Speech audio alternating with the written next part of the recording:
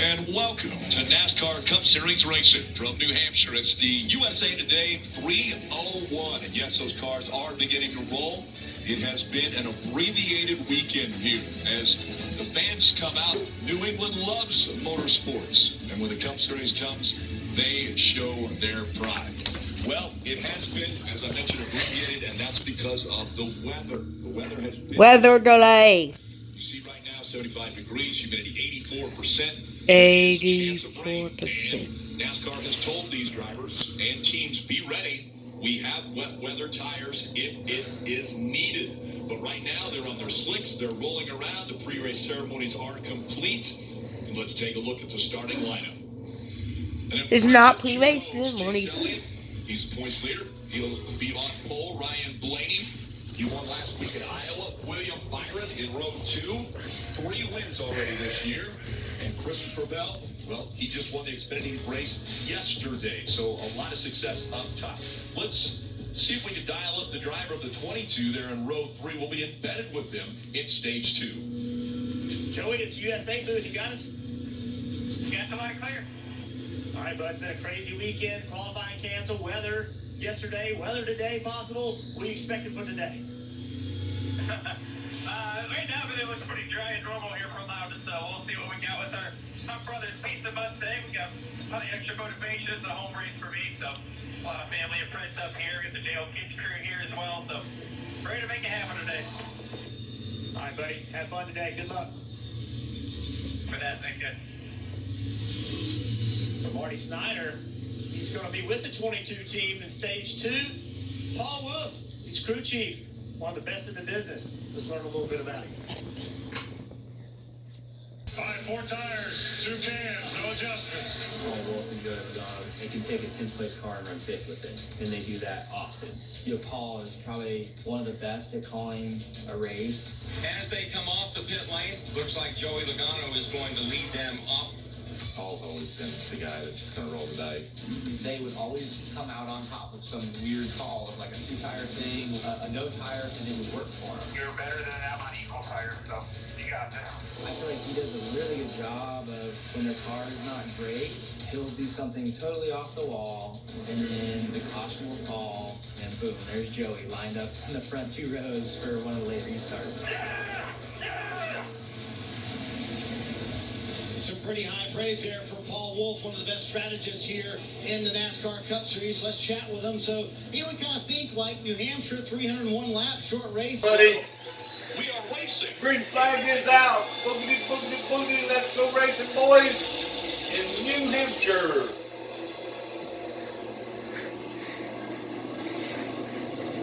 Chase Elliott drove it in deep, slid up all the way to the 3rd lane, but was able to turn back down the hill. That's going to make him easily clear in the lead, side by side behind with Bell, or with Blaney and Bell.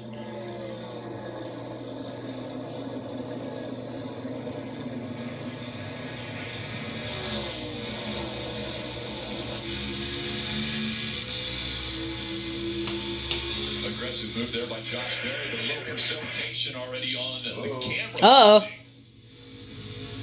It's raining. Josh Berry got a big run on the 22 of Logano. Joe to his inside, but now can he make that pass? He figured he couldn't, so he falls in behind the 22.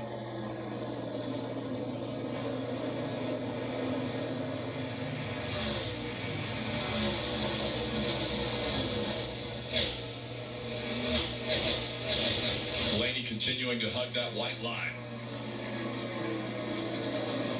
You just see how much work it is on the bottom as we're on board. Joey Logano on the Hunt Brothers Pizza onboard camera. He's going to decide to follow Chastain through.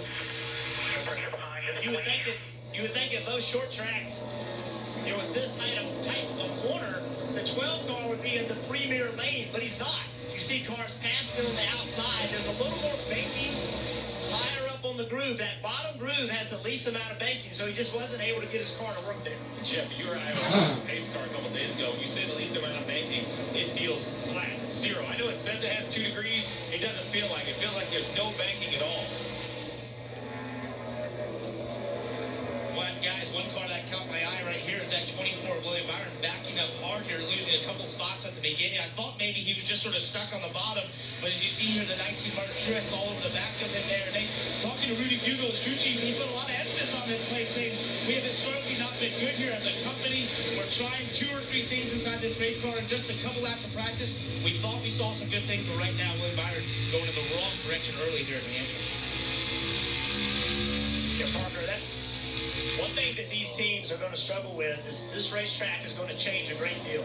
It's going to get rubber built up into it. They got just a few laps of practice, almost really learned nothing, Steve. And, you know, it's going to change. You're going to have to keep up with this racetrack. You may struggle now, but that might actually be better late in the race. Now, William Byron, when you look at tracks that he's great at, this is one they have circled for improvement. He's never run in the top 10. His teammate Alex Bowman does not like this place. He will admit it. He actually ran the Xfinity Series race yesterday to try to get some more laps. As we see Denny Hale in that purple and white Yahoo car, moves to the left of Brad Keselowski with that interesting looking font for the number.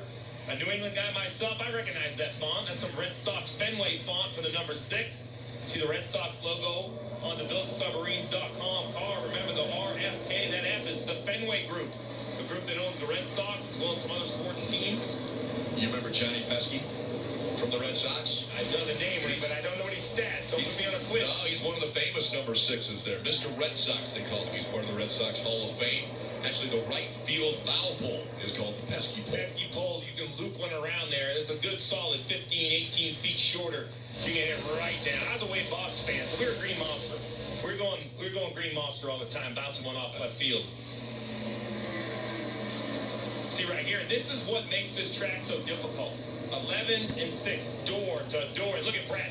He was like 3 feet lower. He was making it a little harder on Denny. Denny slid up, but once again, not clear. On the top of the screen, you see Joey Logano patiently working by Ross Chastain. Blaney trying to come through, so we thought Blaney was struggling early, but maybe his car just didn't really respond on low air or cold tires. It seems to have some pretty good pace now. We talked about Logano and where he is in points at the start of this show. This is a very important race for Joey Logano. This is where they've had a lot of speed, this type of racetrack. They need to execute. He's been very vocal about it. The upcoming races he's not as confident about in regard to their cars. This is a very important race. You see, Blaney had trouble down the back straightaway. He slowed a great deal. Several guys got by him. It looks like he's up to pace in the corner here. I don't know if he missed a shift or if the car just stumbled, but it was obvious that it was just a straight line situation. Here he is down the backstretch. So much so he pulls left, like he feels like he has an issue. Following along now with the screen on the bottom right hand of the television, and he looks fine now.